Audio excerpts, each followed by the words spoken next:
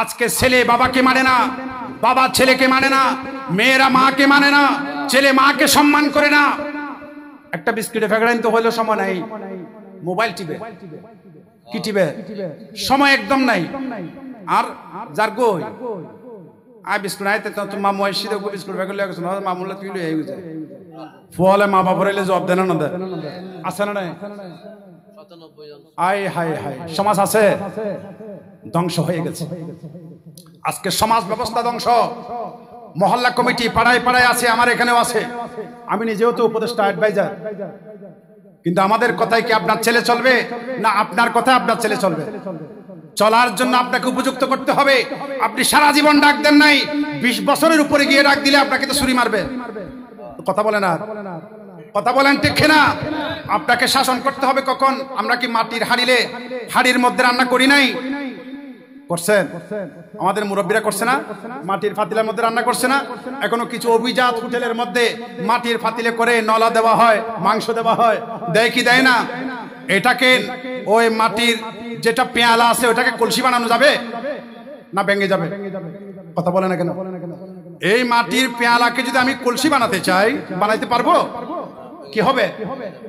আর মাটির পেয়ালাকে যখন আগে মাটি ছিল, তো আমি ওই মাটি থেকে, কাদা মাটি থেকে ওইটাকে পেয়ালা না বানাই কলসি বানাইতে পারতাম। তখন ভাঙতো না, কলসি হতো। কিন্তু আপনার ছেলে যখন নরম ছিল, কোমল ছিল, আপনি তো তখন শিক্ষা দেন নাই, নামাজের জন্য ডাকেন নাই। ছেলে যখন হাট হয়ে গেছে, ওই পেয়ালার মতো মাটি শুকায়ে শক্ত হয়ে গেছে, এবার আপনি বলেন বাবা নামাজ পড়তে আসে, বলেন নামাজ আপনি পড়েন কেন? আমি কি বোঝাতে পারছি? কথা বুঝতে পারতেছেন?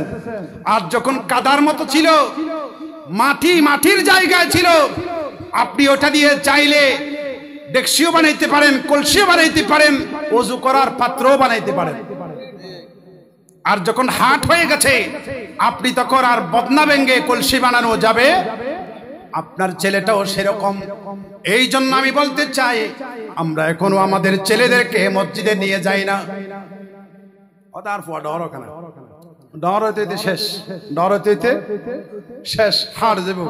ওই মাটির কলসির মতো, পেয়ালার মতো, বদনার মতো তখন আর আপনার মনের মতো করতে পারবেন না।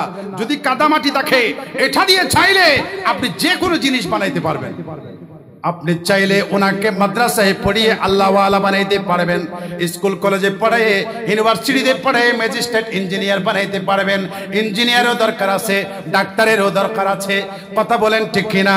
কারণ এই পথে না আসলে আমাদের চিকিৎসা করবে কে, বিল্ডিং এর ফাউন্ডেশন দেবে কে, এইগুলারও দরকার। তবে আল্লাহর নবী বলেন, ডাক্তার হও, ইঞ্জিনিয়ার হও, ব্যারিস্টার হও, কিন্তু হৃদয়ের মধ্যে ইশকে নবী লাগবে। কথা বলেন ঠিক কিনা?